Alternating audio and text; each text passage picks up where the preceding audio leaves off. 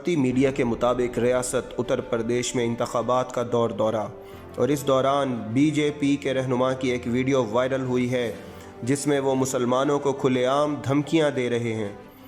Social media پر viral تقریر میں حکمران جماعت کے رکن اسمبلی رگھویندر سنگھ کو یہ کہتے ہوئے دیکھا جا سکتا ہے کہ اگر میں دوبارہ منتخب ہو گیا تو مسلمانوں سے ٹوپی اتروا کر ماتھے پر تلک کا نشان لگواؤں گا۔ ٹیلی ویژن پر ایک حالیہ انٹرویو میں رکن اسمبلی نے ڈھٹائی کا مظاہرہ کرتے ہوئے وائرل ویڈیو کی تصدیق کی اور اپنے ناپاک عزائم کا اعادہ کیا۔ الٹا چور کوتوال کو ڈانٹے کے مصداق بی جے پی کے رکن اسمبلی نے اپنے اس متعصب اقدام کے جواز میں روایتی حربہ استعمال کرتے ہوئے کہا کہ دہشت گردی کا مقابلہ اسی طرح کیا جا سکتا ہے۔